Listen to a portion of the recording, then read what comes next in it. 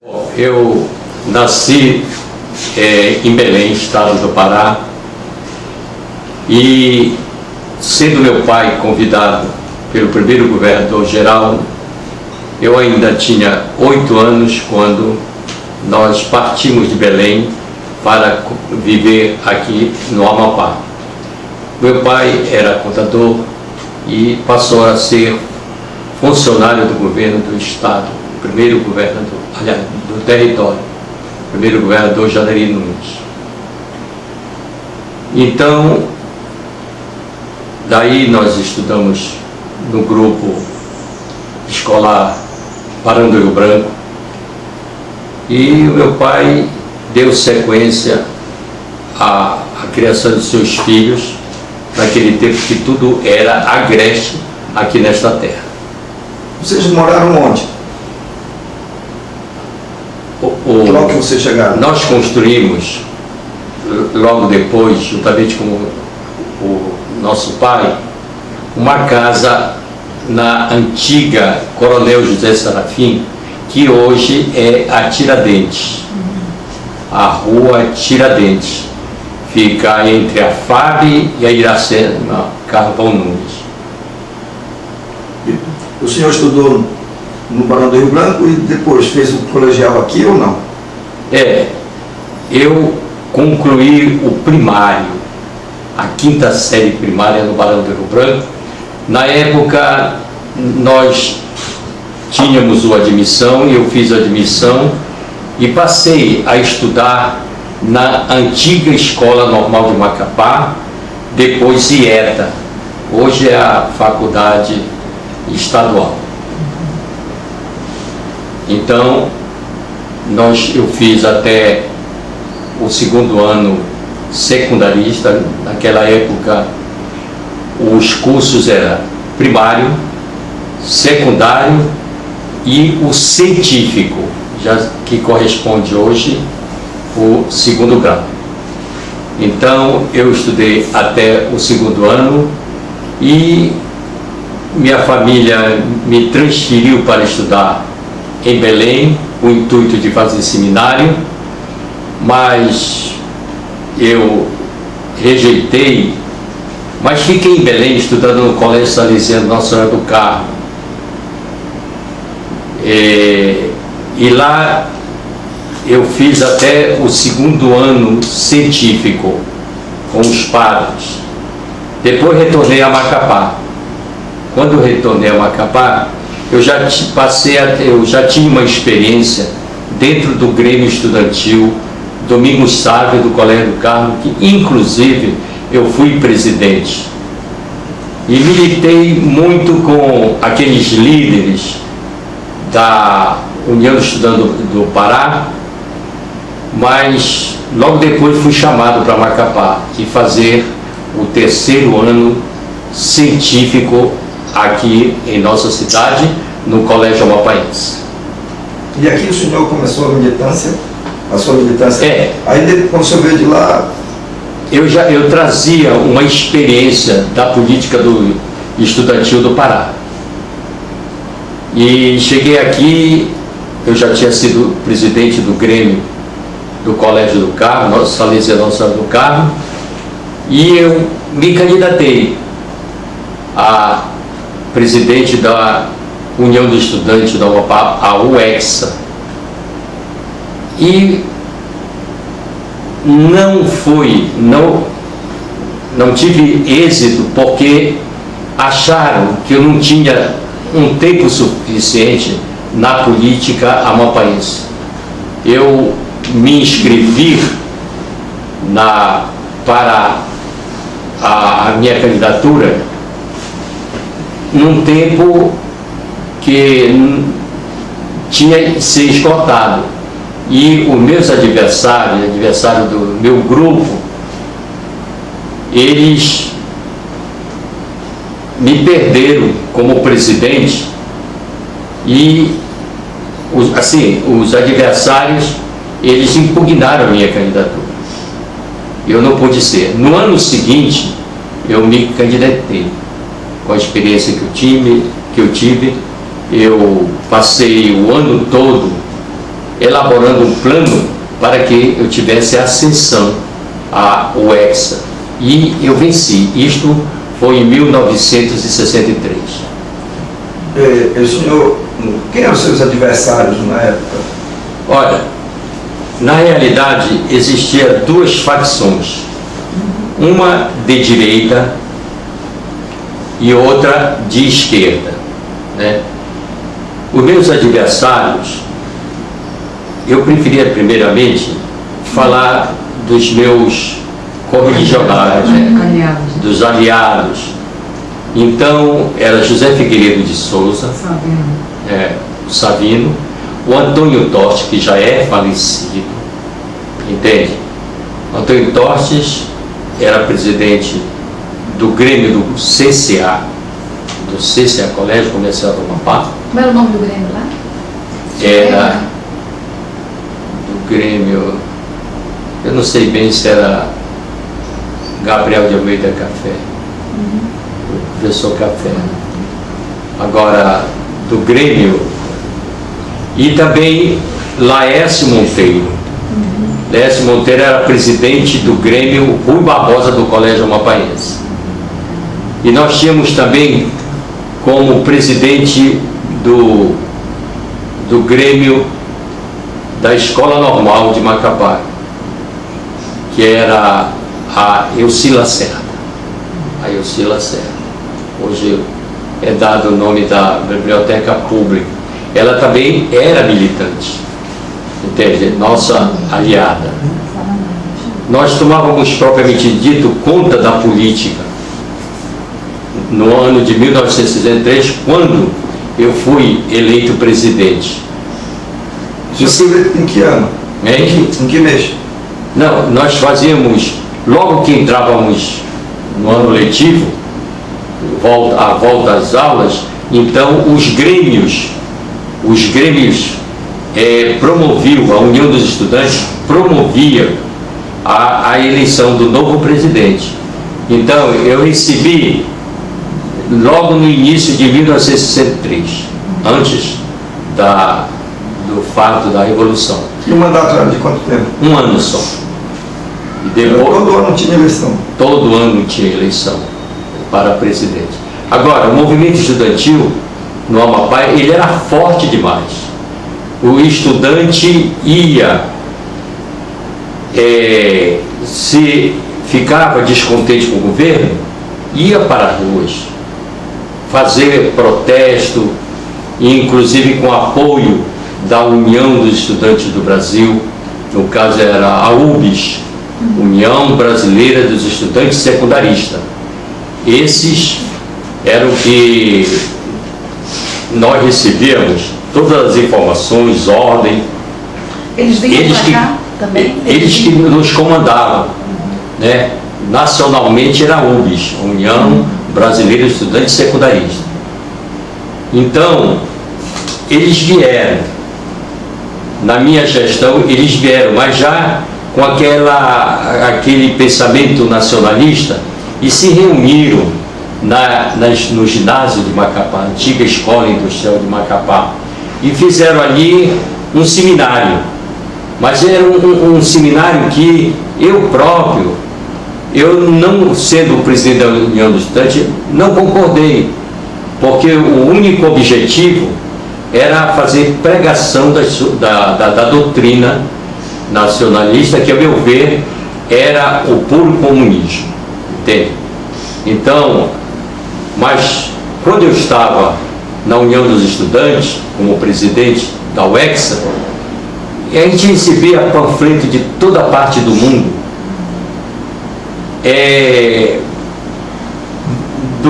da União Soviética, da Tchecoslováquia, aqueles panfletos para que nós fizéssemos realmente a pregação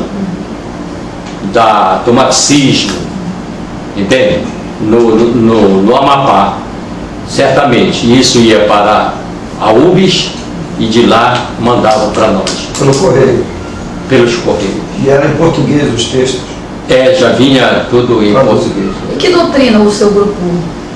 Não, nós éramos da direita, nós eles chamavam-nos de reacionários. Reacionários. Quando o que nós fazíamos como estudante, eu, por exemplo, me interessava não pela política internacional de Cuba, do comunismo nessa época. Cuba influiu grandemente aqui na América do Sul. Eles influíram muito aqui no Brasil, e só se falava na nova república de Cuba, Fidel Castro, Che Guevara, e era esse movimento que tinha como finalidade tomar conta do país, entende? E eu, muito ao lado da igreja, e não me interessei muito e comecei a combater. Eu digo, da igreja, vamos dizer, da minha religião, entende? Católica, eu estudei em colégio seminarista, aliás, salesiano, dirigido por padres salesianos, então eu tinha uma outra formação. E não me interessei muito, e achava de combater. O que eu queria era fazer uma boa gestão do meu mandato. Nós tínhamos muito apoio no que se diz ao do governo. Foi criado aqui a Casa do Estudante, estudantes que vinham aí de Amapá, Oiapoque, Mazagão, não tinham onde morar, então foi criada a Casa do Estudante. A União do Estudante, a UEX, até hoje existe o prédio, depois foi tomado as forças revolucionárias, acabou o movimento estudantil de uma maneira assim muito inesperada para nós, que deixou de funcionar. Todo esse movimento estudantil grandioso que nós tínhamos aqui no Amapá, mesmo ele voltado para bons pensamentos, boa formação de jovens. Nós, por exemplo, eu como presidente da União do Estudante, eu criei os primeiros jogos secundaristas do Amapá. Esses jogos que nós temos aqui, foi fundado com outro nome pela União dos Estudantes do Amapá. Eu até estou querendo escrever um livro sobre a história dos jogos escolares. Começou onde? Na flor do meu mandato, entende? Então nós criamos também, aliás, não fui eu, mas o antecessor criou o chamado Banco do Livro, que nós coletávamos livros da população e vendíamos por valor simbólico aqueles livros já utilizados. Então esse programa que existe hoje de arrecadação de livro, nós já fazemos há muito tempo com o Banco do Livro, que foi meu antecessor, e ele não era nosso partidário, ele era partidário da esquerda. Quem era? Era Antônio Messias Tavares. Messias. Ele tinha também um outro irmão, que até se formou, ambos já morreram, Dr. Viríssimo. Ele foi procurador aqui do Estado já, na época do Aníbal Barcelos. A sede da UEX, que foi construída na sua época? Não foi iniciada, mas eu é que desenvolvi e deixei quase terminada. Só não foi concluída porque eu, quando passei para o meu sucessor, que era meu amigo, José Figueiredo de Souza, em março, e veio dia 31 a Revolução. Mas nós, por exemplo, eu quero até aqui lembrar que aquele terreno que nós temos ali, no canto com a Sebrae, Rondon, né? onde funcionou logo depois, eles nos tomaram, o Grêmio Rui Barbosa, que era o Grêmio do Colégio Amapaense. Ali nós tínhamos um prédio muito grande, que nós fazíamos as quermesses, as matinais, o movimento estudantil se deslocava todo para lá, a classe estudantil, dia de domingo. Era a sede da UEX? Não. A sede da UEX, aqui na Coraci Nunes, ainda existe. Aí veio a Revolução, impediram, fecharam. fecharam o Grêmio Estudantil. Lá não chegou a ser sede da Polícia Federal? Aonde? Lá onde é esse prédio da UEXA, na da UEXA, depois. Foi a Polícia Federal para lá. E fecharam todos os grêmios. Entende? Então o governo ficou responsabilizado pelos cuidados. E o que é que fez? Depois veio o projeto Campus. Projeto Rondon, Campus Avançado. Campus Avançado, né? Projeto Rondon. Para lá. E, propriamente dito, desapareceu o movimento estudantil do Amapá. Mas já desapareceu depois de 31 de março. Eu já havia entregue para José Figueiredo de Souza. Entende? Mas vocês, por mais que, por exemplo, depois da Revolução, vocês sempre foram, não eram simpáticos às ideias comunistas, né? Não. De todo modo, depois de 31 de março, vocês também foram perseguidos. Assim, vocês acabaram sendo Não, nem todos. Quem foi perseguido foram aqueles que claramente evidenciavam a esquerda aqui no Amapá. Esses foram, inclusive, alguns presos, com presidentes de sindicatos, na Fortaleza de Macapá. Entende? Vocês não? Não, quem era da direita, alguns prestaram depoimento. Eu não fui chamado, porque eu não era o presidente mais da União dos Estudantes. E eu não tinha nem, assim, vamos dizer, vestígio de ser um esquerdista. Eu era claramente contrário à esquerda, entende? Porque lia o marxismo, então, eu adotava e via que o melhor seria continuar na direita. Entende? O senhor se acha assim, ou se reivindica algum, assim, não vou falar teoria, mas o que orienta nesse sentido, orientava a sua vida? Que vocês liam? Qual era a sua perspectiva, assim, qual era o que o senhor dizia? Não era, você sabia que não era comunista, mas você disse assim, qual era a sua identificação? As suas ideias, assim, que se defendia. Os livros que lia, os autores, o que vocês debatiam? Eu, na época, eu até distribuía para as pessoas pobres o leite que vinha da Aliança para o Progresso, que era bancado pelos Estados Unidos, entende?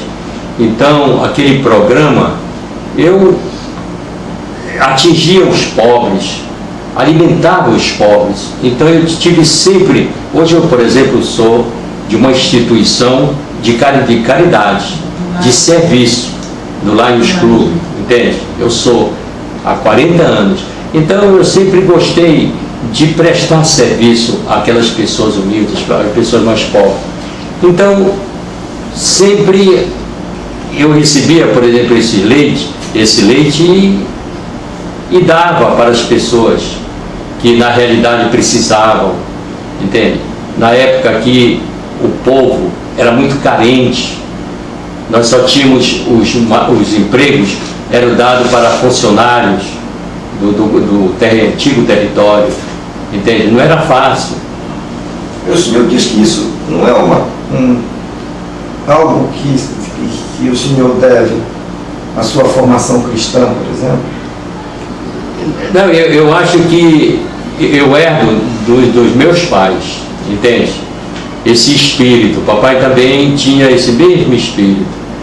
Agora, o meu posicionamento na União dos Estudantes era fazer uma boa gestão para eleger o meu sucessor, entende? E continuar elegendo, mesmo fora, porque eu já estava no 3º ano colegial, mas eu poderia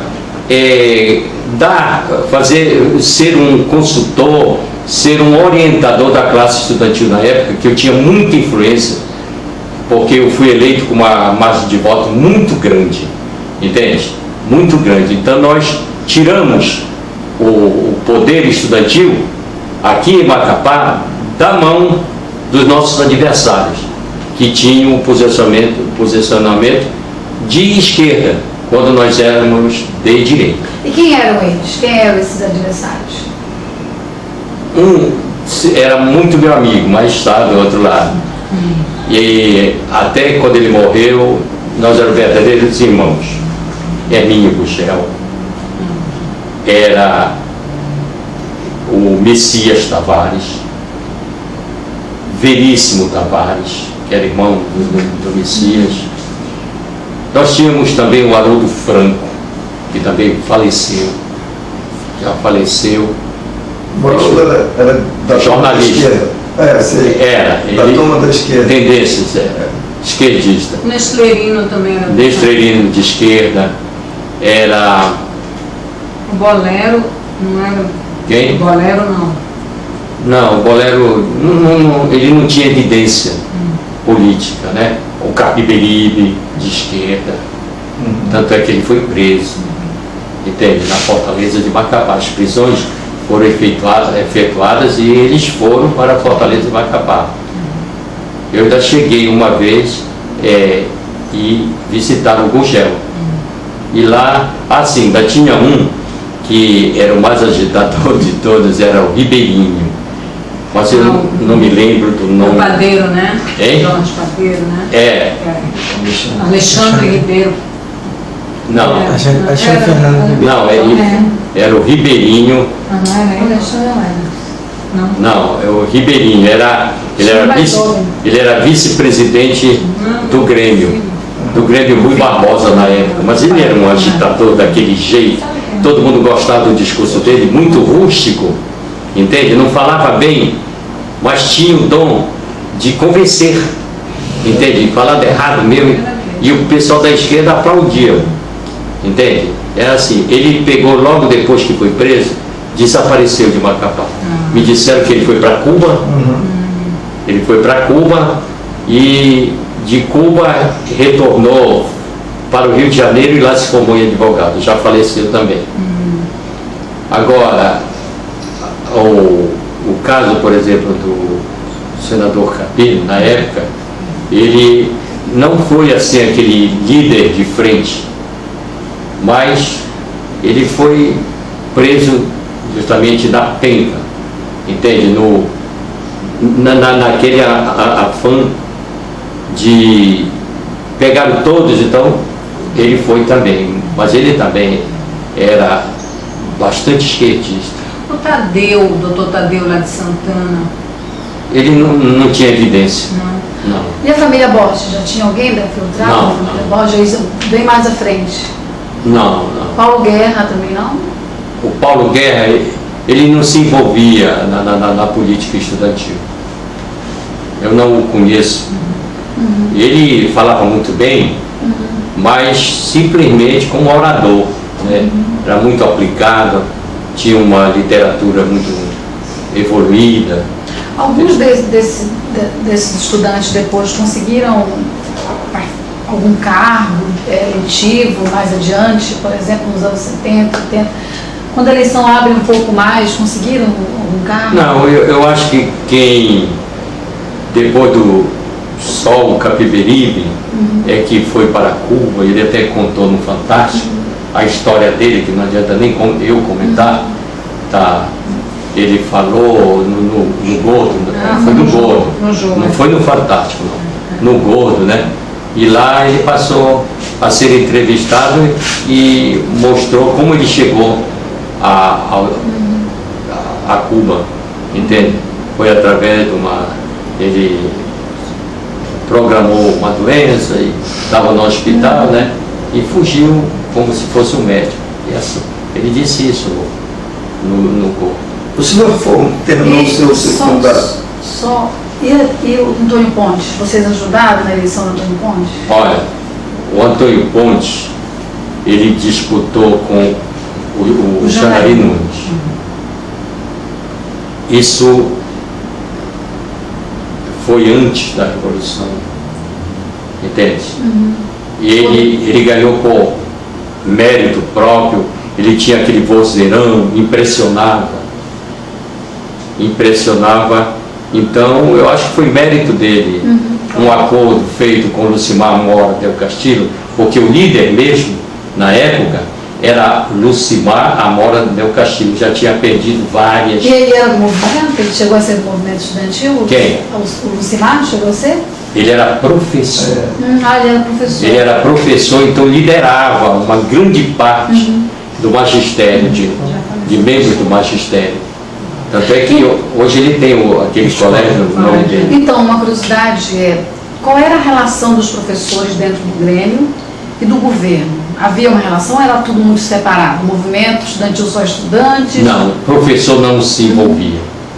Entende? Não se envolvia. Pelo contrário, quando nós tínhamos um diretor que não satisfazia, que não era querido e que, quando ele errava, ele era xingado, e a classe estudantil ia para as ruas e protestava. Isso aconteceu com um professor, diretor do Colégio Amapaense, né, que fizeram até o enterro dele. Qual é o nome dele? Murilo. Murilo, ele passou a ser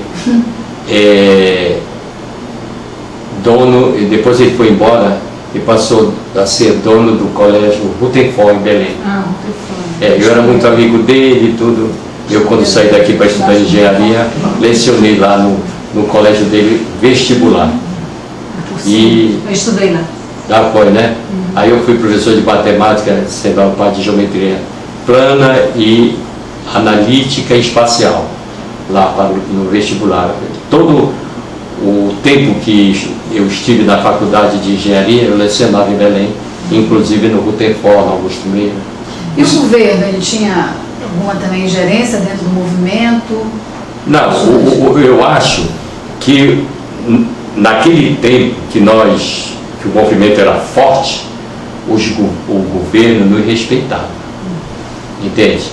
Porque também valia muito a política no Amapá. Então, estar contra os estudantes, entende? Era meio receioso. Eles tinham assim, um verdadeiro pavor, os governos que... aqueles que vieram após Janari Nunes, entende? E aí o senhor terminou o seu... mandato? Não, eu falo a sua formação escolar em 63 ou em 64? Não, eu terminei em 63. Eu saí... Iniciou 64 já fora da escola. Mas antes, eu elegi o José Figueiredo de Souza como presidente da União Estudante. Mas ele não chegou a orientar, ser presidente, porque veio a Revolução, dia 31, acabou. E aí, em 64, o senhor lembra você estava aqui ainda em março de 64? 64? Estava ainda em Macapá? Estava em Macapá. O senhor lembra de como foi esse 31 e esse 1º de abril? O senhor lembra como foi? Se causou algum alvoroço na cidade? Como vocês souberam? Macapá era muito assim, interior. Em si, era uma cidade que estava prosperando, mas esse movimento, ele apareceu lá no sul do país, entende? E nós ficamos um pouco distante, mas o que houve? Nós sentimos quando chegou a força revolucionária, o novo governador. Aí que foi sério demais, que o novo governador, o Luiz Pende da Silva, veio com muita força, e inclusive até ele usava um rebengue aqui, um chicote, entende? Eu estava dando aula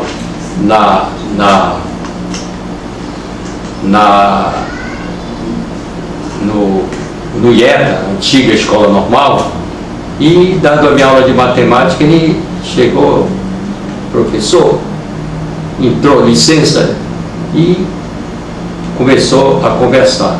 E causou admiração dos alunos aquele posicionamento dele de estar com o chicote, assim, que ele batia às vezes, assim na mesa, não na minha sala de aula, mas diziam que no próprio palácio ele batia assim para dar impressão de muita arrogância, força. Esse foi o que trouxe um elemento do exército, coronel, o capitão Fontinelli, e fez horrores aqui em Macapá. Essa foi a fase que o povo ficou assombrado. E o Amaury Farias, ele era de esquerda.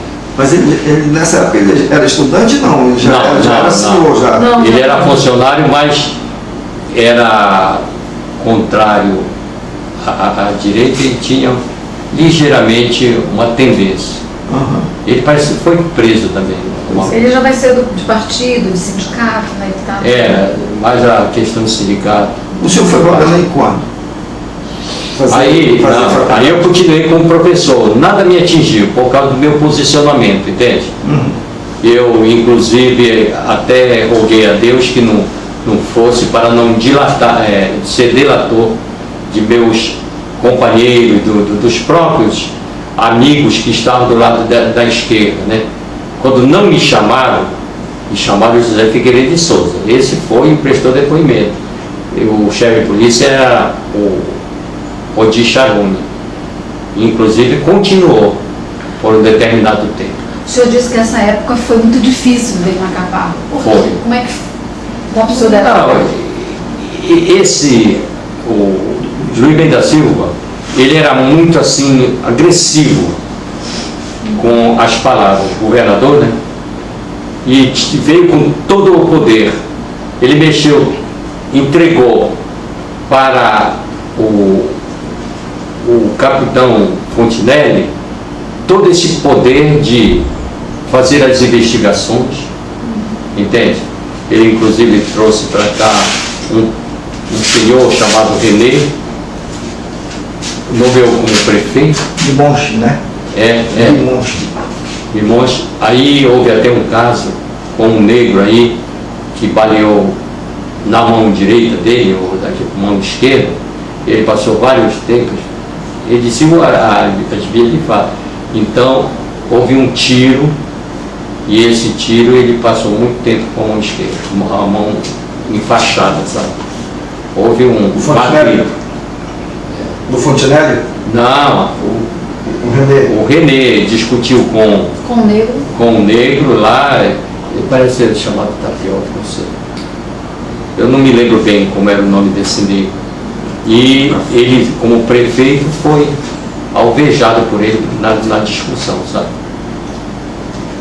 Então esse foi um dos tumultos. Outro tumulto foi do Fontinelli. Começaram a investigar a corrupção aqui no Amapá, que não era tanta, mas ele chegou a investigar que um certo funcionário do governo tinha levado da repartição uma máquina de escrever, e ele fez esse rapaz, esse senhor chefe de família, e colocou a máquina na cabeça dele e atravessou a Leopoldo Machado, lá do Santa Helena, mais ou menos ali, era chamado Barigolho. Então de lá ele trouxe o povo olhando aquela humilhação, sabe? Isso não foi satisfatório para o povo do Amapá, apesar de... Então ele veio, trouxe de lá para o palácio, parece, não sei bem, e o povo acompanhando, entende? Olhando toda aquela humilhação, né? Aquela humilhação. Esse foi um fato muito triste que nós consideramos. Mas por quê? Ele, além de tudo, vinha humilhando as tropas dele, né? Vinha humilhando, bora! E o povo olhando aqui. Foram os dois fatos que eu achei mais agressivos da Revolução. Outro, levaram aqueles elementos de esquerda para a fortaleza e dali foram transferidos, né, para o Presídio São José lá em Belém, na Praça Amazonas. Alguns deles, talvez a maior parte foi transferida para lá, aqueles mais exaltados, aqueles que sempre militaram em favor da esquerda. Então, aí o senhor passou um tempo dando aula e quando o senhor foi para Belém? Sim, aí depois dele, Luiz Mendes da Silva, ele parece que só governou 2 anos. Depois veio Lisboa Freire, também mais 2 anos. Gostava muito de festa, entende? E nós tínhamos festinha quase sempre ali de frente numa praça onde tinha um malocão, de frente ali no Laguinho, justamente com o mar abaixo, entende? Onde é a UNA. Hoje? Hoje foi construído um malocão. E governou 2 anos, esse também não fez maltratos a ninguém. Depois dele veio o Emanuel Gonçalves Martins, que eu considero que foi um grande governador, sério, gostava da moralidade. Tanto é que eu fui castigado por ele e me convenci que eu estava errado e aceitei a penalidade que ele me aplicou. Mas ele disse o seguinte: você descumpriu minhas determinações. Eu pedi para ele, que eu tinha já 3 filhos, eu precisava daquela bolsa que era o meu salário, e o governo era respaldado por lei. O funcionário público que passasse no vestibular, entende? Tinha o direito de cursar fora em virtude do Amapá não ter uma faculdade. Muitos foram para lá, outros o próprio governo deu a bolsa. Mas eu já era funcionário, então mais fácil, era federal. Aí o senhor foi quando para Belém? Eu fui, sim, depois de 64, eu fui até 68, até 67. Professor? Fui professor. E pedi a bolsa, ele me deu, e me formei em 73. Pois é, aí que eu queria chegar com o senhor. Em 73 o senhor voltou para cá? Voltei, era uma obrigação minha. Ele era como funcionário? Mas ele me deu castigo só 1 ano, porque ele disse para mim: você vai ter que andar com as próprias pernas durante esse ano. Para o ano você venha, eu vou estudar seu caso. E quando eu cheguei no outro ano, havia passado para o 2º ano de engenharia, ele teve piedade e instituiu a bolsa. Eu continuei como funcionário, mas era pouco. Muita gente tinha bolsa nessa época? Nessa época, muitos estudantes, bastaria passar no vestibular, não tinha faculdade, né? E ele concedia as bolsas. Eu só sei do meu caso, que eu era funcionário, então eu tive direito do meu salário, que era pouco, não era muito. Mas dava para o senhor se manter lá? Não dava, eu já era professor, passei a lecionar no Paramazonas, eu passei a lecionar no Augusto Meira, no Rutenfort, no Nóbrega, aí passei a viver. Eu chegava a sair de casa às 6h30 da manhã para a faculdade, lecionava e chegava em casa às 11h30 da noite, 23 horas. Sua família ficou aqui? Não. Foi com você? Aí eu tive que alugar casa lá. Alugar. Primeiramente passei a morar na casa do meu pai, que meu pai se aposentou daqui e foi para Belém. Aí eu morava na casa do meu pai. Depois, sabe qual é? Muita criança, não dá certo. Já tinha 3 filhos? Eu já tinha. Quem eram os 3? Era a Ena, que é a médica. Conhece a Ena? Conheço. A Sandra. A Sandra já era nascida? Hein? A Sandra já era nascida? Já. E tinha também o Paulinho. Todos os 3 nasceram aqui. Aí o senhor voltou em 73 com a família toda? Eu? Não, ficaram lá.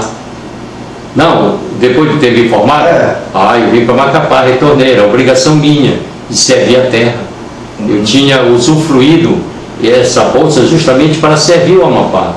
Aí eu voltei e eu não troco nenhuma terra pelo nosso Amapá. Eu não. Tá? Eu já estou há mais de 2 anos que não saio aqui, nem para Belém. A Thelma é sua filha? A Thelma é. É mais nova, ela nasceu depois. É, das meninas. Aí o Adolfo, que é advogado. Então meu objetivo foi sempre foi formar meus filhos. Depois disso, eu cumpri o meu dever. O senhor, então, em 73, eu queria, porque esse ano marca um acontecimento que houve por aqui no Amapá, chamado Engasga-Engasga. O senhor sabe de alguma coisa disso? Olha, o que foi que houve? Como é que foi isso? Eu não participei, eu não estava no Amapá nessa época, mas falava-se muito que fulano aparecia, mas eu nem acredito que isso tenha sido verdade. Então o senhor não tinha voltado na época do Engasga? Não. O senhor voltou em que época mesmo? Assim? Eu voltei em 73. Em que mês? Quando eu me formei. Depois da formatura, eu vim logo embora, no mês de fevereiro.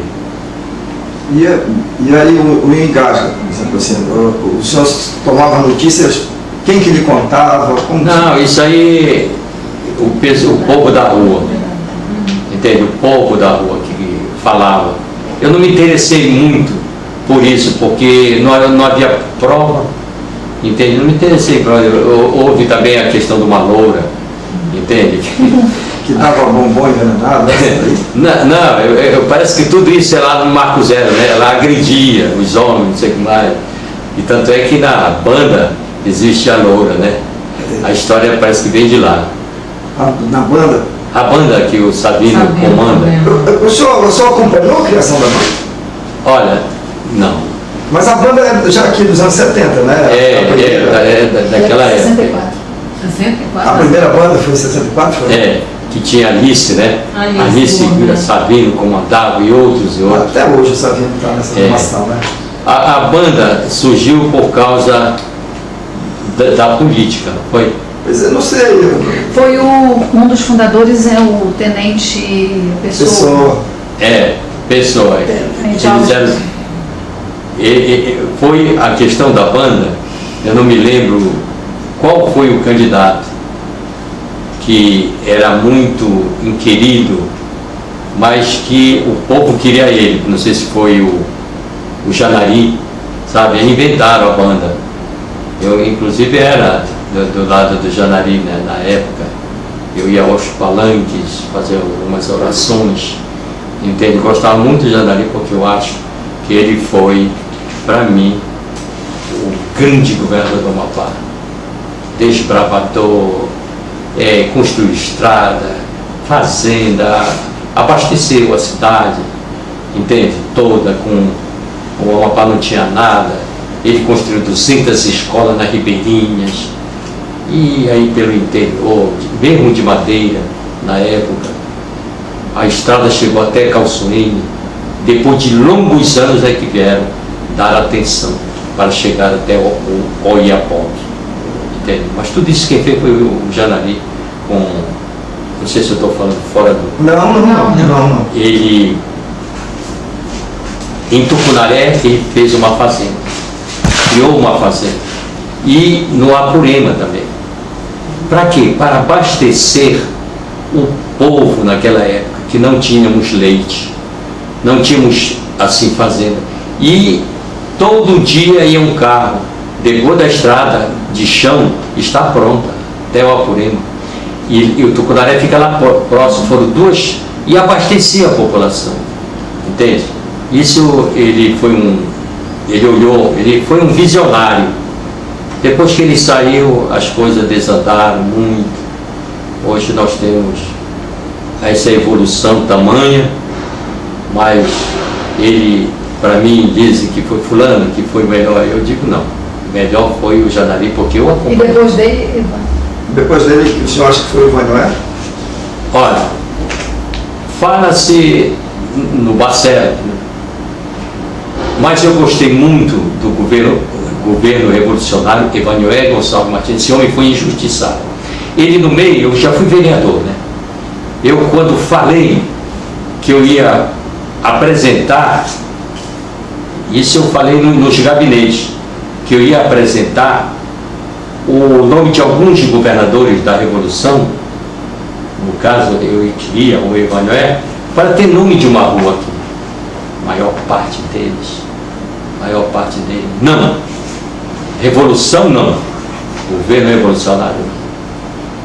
E depois eu murchei. Entende? Fiquei, o que é que eu faço? Eu não posso também me expor muito, mas eu, como vereador, coloquei nomes de rua dos pioneiros do Amapá. Por exemplo, Uriel Araújo, primeiro juiz de direito aqui, era um homem íntegro, entende? Jarbas, doutor Jarbas também. O Jarbas? Pai do Arimateia? Doutor Jarbas, um homem íntegro também. E outros, até mesmo nessa leva entrou o Estácio Vidal Picantes, o historiador, Epifânio Gonçalves Martins, João Soares, só pioneiros. Então eu acho que no Amapá há muita injustiça, sabe? Há muita injustiça contra determinadas pessoas que trabalharam por essa terra, como o Janari Nunes. O que o Janari Nunes tem aqui? Nome da Câmara Municipal e uma rua lá no Infraero 1. Eu lancei um projeto,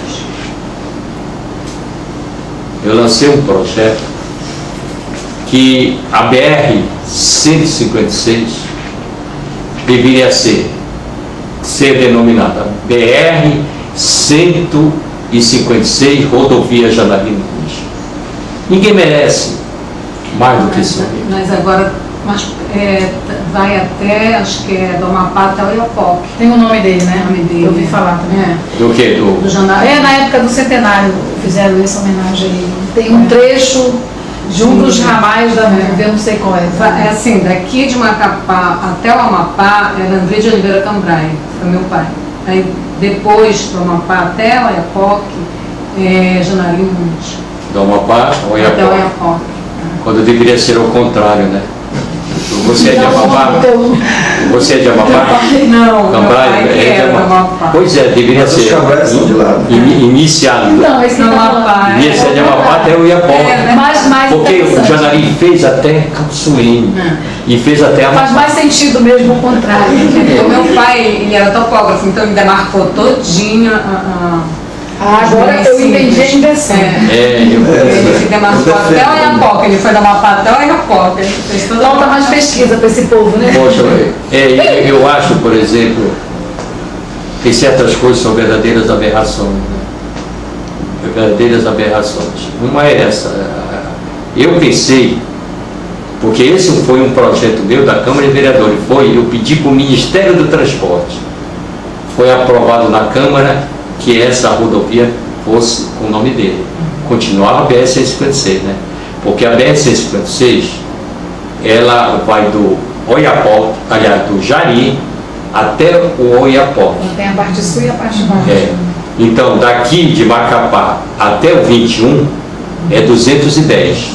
Veja só, é 210. E a 210 continua onde? Em Porto Grande, que vai para Serra do Navio, vai embora. Então, a BR-156 começa no 21. Não, essa lá no Jari, no Laranjal do Jari. Ali no 21. Chega no 21. É a entrada. Ela continua para lá, né? Ela vai embora até o Oiapoque. Essa é a BR-156. Eu sei que Feliz de saber que tem pelo menos um trecho. BR-156. Aliás, Janari Nunes. Mas isso é verdade. Isso foi na época do centenário, né? Essa homenagem. Foi. Quando houve as atividades comemorativas dos 100 anos do Janari. Do Landolfo. Aí ele lançou esse projeto. O senhor foi vereador em que legislatura? 2000 a 2004. Já para cá, já. Não, eu fui agora. Eu fui até deputado federal, não fui eleito, aí eu deixei, e depois, não, eu vou voltar. Qual era o partido seu? O meu, eu fui eleito pelo partido do Barcelos, por causa da Sandra. PPS, né? Era PPS. Ele foi eleito também. Aí, PPS, hoje é Democratas. Depois PFL, depois Democratas. Não, é PFL. Foi Isso, eleito pelo PFL. PFL, 25, né? No período que o senhor foi PFL. Foi. Mas Aí- veio do PPS. Aí eu fui eleito 4 anos, João Henrique. E eu era só um opositor. O governador, o João Henrique. Era o João Henrique. Os prefeito. 16, nós éramos 17. Os 16 outros eram do lado dele. E eu era meio polêmico lá na Câmara, né? E então batia muito no João Henrique, sabe? Porque não queria dar. Eu não tenho nem o que falar isso. Mas vocês são amigos. Somos engenheiros, somos amigos, mas os funcionários precisavam de aumento salarial. E eu me uni ao sindicato e vamos gritar aqui na frente da prefeitura. Mandava brasas, né? Mas eu digo assim, 15 mil votos, 5 mil eu tenho. Mais nada, não tive. Faltou 400 votos para me reeleger. Eu vou aproveitar a sua presença aqui e vou explanar um pouquinho a questão do Amapá Estado, desse movimento. O senhor acompanhou o movimento pró-Estado do Amapá nos anos 60? Eu fui candidato, inclusive, a deputado federal. Fiquei como segundo suplente, quase que. Em que época o senhor está falando? Na época, justamente, do Nova da Costa. Eu fui candidato, ele saiu do governo, também fui candidato. Entende?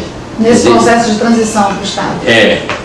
Mas, Foi a primeira legislatura. desde quando o senhor se lembra que se defende isso. Do Amapá a Estado. transformação do Amapá para o Estado? Desde quando o senhor lembra? Olha, quando o Acre foi transformado em Estado, então começou daí. E os outros territórios? Por que não? Tira Fernando de Noronha. Mas Rondônia, Roraima e Amapá, por que não são? Aí que iniciou. Vamos ser Estado, vamos ser Estado. E quando veio a Revolução, depois de muitos anos, acabou, né? Vamos transformar o Estado do Amapá. E o senhor estava nesse movimento na época, nesse primeiro movimento que aconteceu em 63? Esse foi o primeiro movimento que houve? Em favor do Estado? Ou antes teve algum outro movimento? Não, sempre era um sonho, que o Amapá um dia deveria ser Estado. Entende? E sempre se trabalhou, mas não com uma intensidade tão grande quanto se aproximou, porque o Estado foi em 1988, né, com a Constituição. Então, cresceu naqueles 4 últimos anos do Estado. E a sociedade, naquele momento que começou a crescer esse movimento? Muitos eram favoráveis, outros não. Os que não eram, por que não eram? Por que não eram? E os que eram, por que eram? Não, muitos assim, por desconhecimento, talvez, da causa. Uns diziam que o Estado, daqui a pouco tempo, tinha que estar desligado da federação e até hoje ainda continua recebendo quase que as mesmas dotações, né, daquela época. Então o medo era que perdesse esse é o maior medo. Nós não tínhamos certeza, o povo não tinha assim, certeza se era para o bem ou não. Uns defendiam porque o próprio Acre evoluiu, né? E os outros territórios sendo transformados iam evoluir também. E falava-se muito da situação geográfica do Amapá, banhada aqui pelo Amazonas, a porta da Amazônia, de entrada da Amazônia, entende? Então, que era pró, fazia grande propaganda desse aspecto, dessa situação geográfica do Amapá. Agora, aqui chegou a ter um movimento forte. Aqui chegou a ter um movimento forte pró-Estado do Amapá. Algum movimento, uma organização? As pessoas iam para a rua, se organizavam, faziam passeata? Não, isso aí não. Ou era uma coisa mais... uma questão já conduzida para esse fim, entende?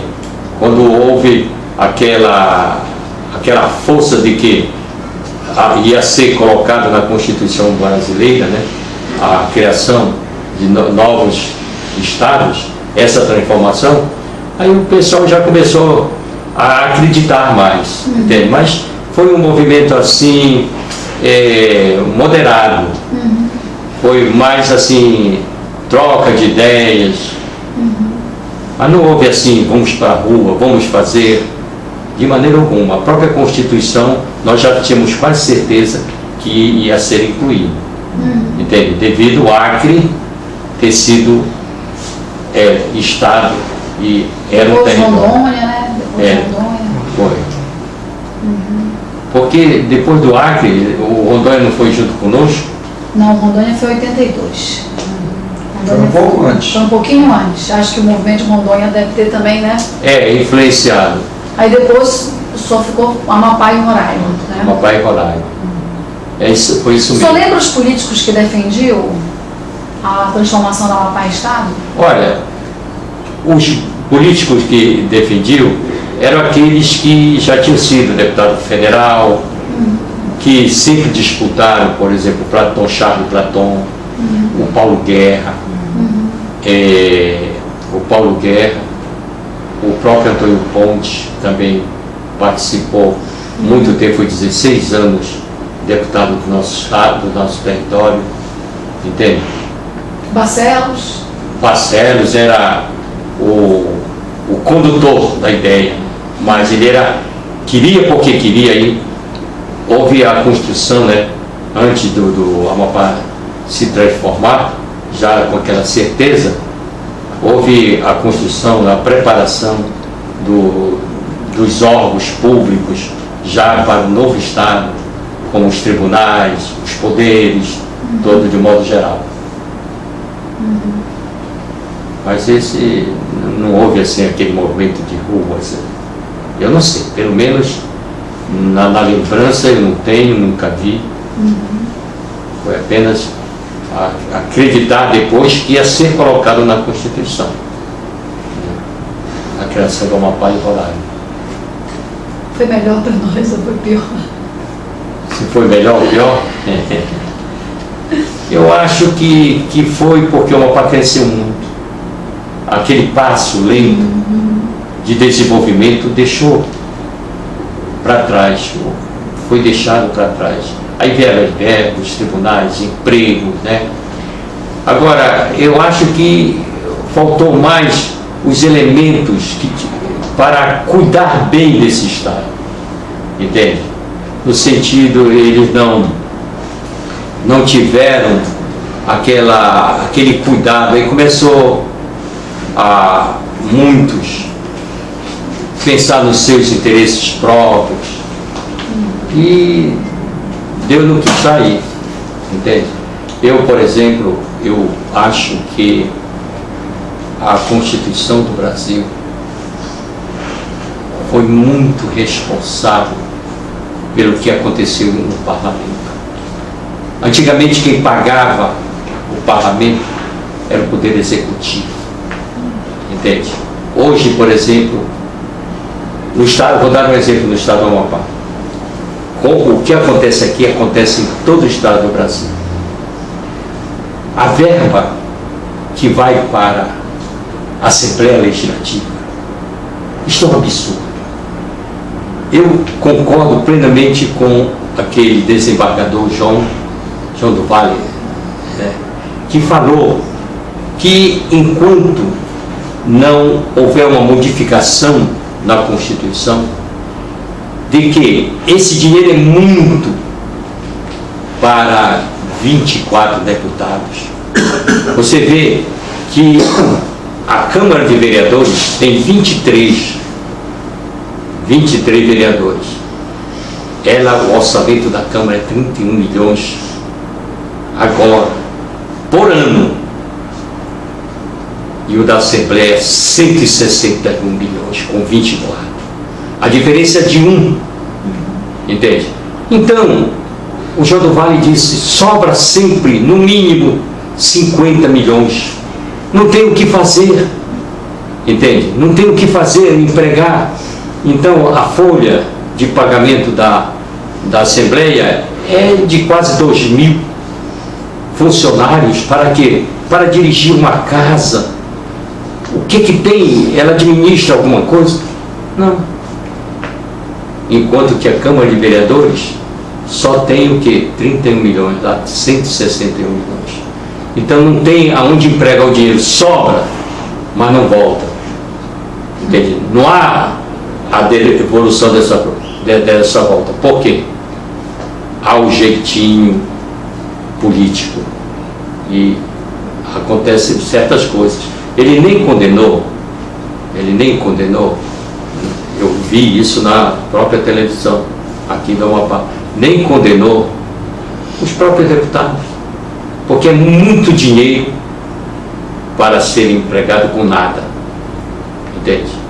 Então deveria ser no máximo 50 milhões por ano para os 24. É 161. Que fosse 61 milhões. Mas como se procede? Veja bem, um estado como, não vou dizer nem como o Amapá, é em todo o Brasil isso. É de cabo a rabo. O São Paulo, por exemplo, a arrecadação, se aumentar, porque é por percentual, a transferência orçamentária é por percentual. Se aumentar muito a arrecadação, quer dizer, esse percentual será também muito. Entendeu? O que acontece? O orçamento aqui no Estado, o que acontece é isso. De 5 bilhões passa a 6 bilhões de um ano para o outro. Quanto aumentou?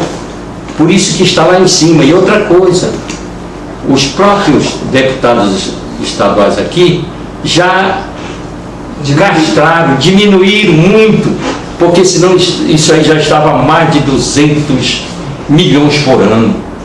Eles... Obrigado. Então esse é um pensamento meu, que a própria Constituição conduziu a esta situação. Entende? Porque quem não está lá sente que está sendo roubado, que está contribuindo para alimentar a Assembleia Legislativa. Não é, por exemplo, com o Tribunal de Contas, o Tribunal de Justiça, que tem muita obra a fazer com quase o mesmo valor. Entende? O mesmo valor. Eu acho uma aberração. E eu, quando penso nisso, por quê? Alguns estão lá. Por quê? Porque não tiveram compostura, não tiveram prudência. Mas culpa para mim é do que está escrito. Está indo muito dinheiro para a Assembleia Legislativa. Quer dizer que falta dinheiro para o Estado aplicar mais. Entende? Esse é um pensamento que é meu. Senhor Adolfo, a gente... Bom, vocês têm mais alguma coisa a fazer? Não. É só a gente se agradece. Se o senhor quiser falar mais alguma coisa, o senhor fique à vontade. Mas a gente agradece muito a sua contribuição. O senhor esclareceu algumas coisas para a gente, deu a sua perspectiva, confirmou outros depoimentos que a gente também já tinha tomado. Então a gente fica muito agradecido por o senhor ter ajudado a gente nesse trabalho. Muito obrigado. Tá? Olha, foi o que eu posso afirmar, né? Eu não vejo outro acontecimento assim para desenvolver, como eu digo sempre, eu fui um observador aqui no Amapá. Por exemplo, na época que eu vivia aqui todo o tempo, eu conheço tudo, até mesmo os crimes terríveis do Amapá. Porque eu vim para cá com 8 anos e observei, cheguei através de uma embarcação. Nessa, eu vi, quando era moleque, eu vi naufragar. No meu pressentimento ia naufragar a lancha Amapá, que era uma lancha que o governo Janari Nunes mandou construir, inclusive 2 iates, Araguari e Itaguari, eram as embarcações que trazia as pessoas para vir povoar nossa terra. Aqui cheio de intempéries, como malária, tinha muita malária. Eu tive 5 malárias quando era garoto. Entende? Numa delas eu cheguei a ter 42 graus de febre. E o remédio que eu tomei, eu já estava desenganado, com a vela na mão.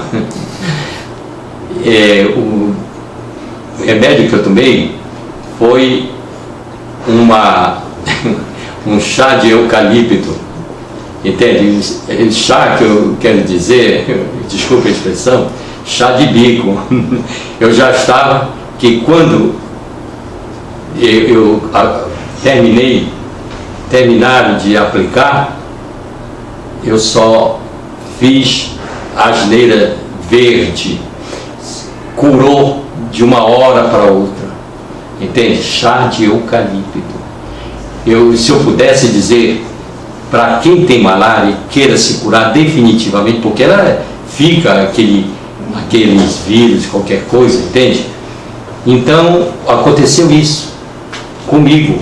Eu talvez, porque uma senhora chegou com a minha mãe, disse, ela chorando, já desenganada, e então